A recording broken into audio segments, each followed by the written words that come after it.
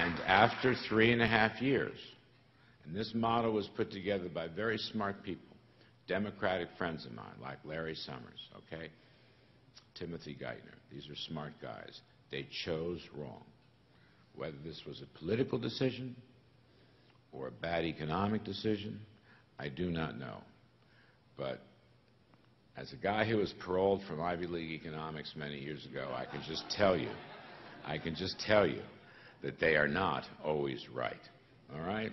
And sometimes I wonder, and I'll be perfectly honest here, I want to see a Council of Economic Advisors and high senior economic positions in the next Romney-Ryan administration with guys who went to Auburn and Alabama and Florida State and some of those good Midwestern schools. And I know somewhere there's an Ivy Leaguer that's going to sneak in there. We had a few in the Reagan years, but not too many. Not too many. I want the entrepreneurial spirit to rule. I don't want those old, musty, dusty textbooks to run this thing. Now, let me just make a few final points. Right now, the biggest challenge, and this could be a bloody disaster, is this Congressional Budget Office report, CBO, that basically said, if we don't stop the tax cliff, there's a big tax increase, the Bush tax cuts will be expiring January 1st, 2013. They've already had a negative impact on the economy. If we don't stop the tax hike and we don't stop the decimation of the defense budget, the greater likelihood is the United States is going to go into yet another recession, and that recession will begin in the first half of 2013, which is only a few months from now. The stock market and men and women in business see that, they're smart, they read the newspapers, they're online, and they're extremely worried about that. I will say to you, again, as someone who's been around a while and have seen some devastating recessions, this country right now, for domestic and international security reasons, cannot afford another recession. We cannot afford another recession. In fiscal terms, in employment terms, and in world national security terms, it will be devastating, and it must be stopped.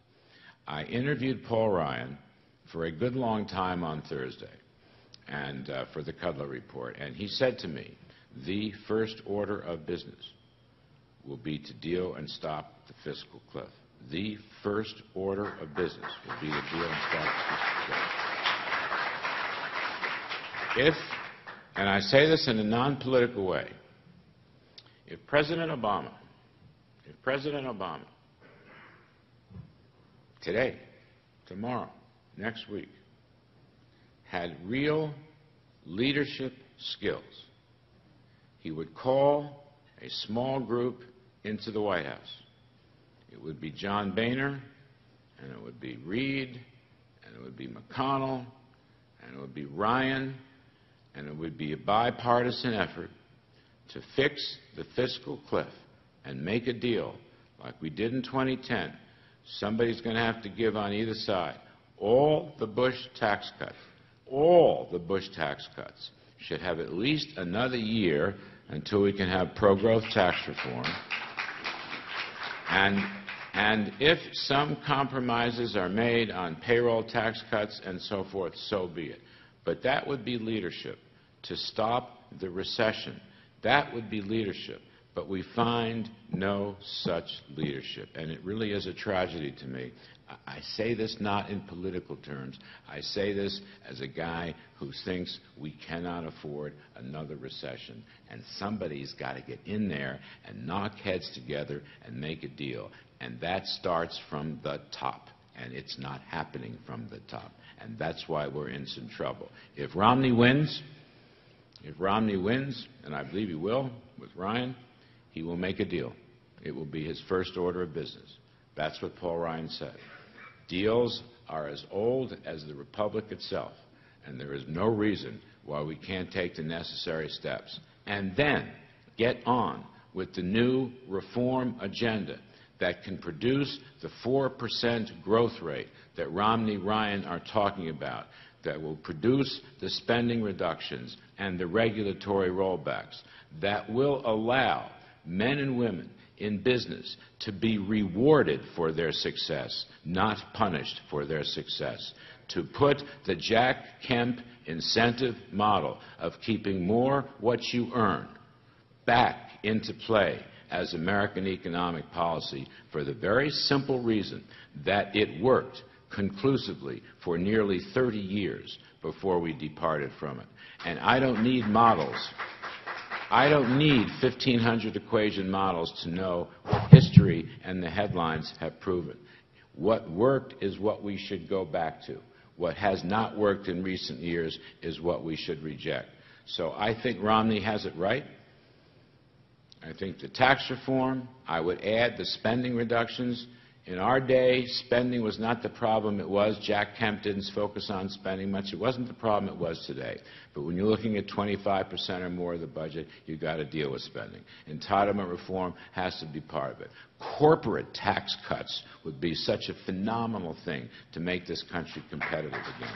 Corporate tax cuts. These are the tried and true pro-growth measures that we're going to hear in this convention. Stop the fiscal cliff, go along with the spending and the tax reform, immediately improve the Keystone Pipeline so blue-collar workers can go back to work. Immediately. Waste no time. Send the signal and put people to work immediately. And again, I say, if you work hard in this great country of ours, and this is the American idea that Jack Kemp taught all of us, and that we hear from Paul Ryan, the idea is we have inalienable rights, the pursuit of life, liberty, and the pursuit of happiness, okay? Those are God-given rights. No occupant of the White House who is holding that sacred trust for the Republic, it's not his or hers, it's the country's. No occupant of the White House should dare to change the notion that we have the political and economic freedom in this country from our heritage to get life, liberty, the pursuit of happiness. And when we do it right, when America does it right, and when America succeeds because of the model of economic freedom, then the whole rest of the world will follow us again back on the right track.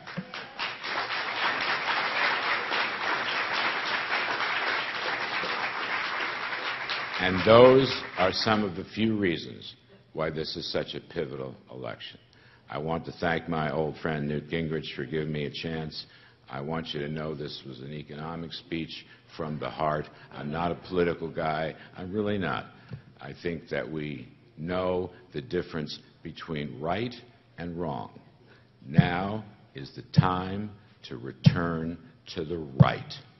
I'm Larry Kudlow.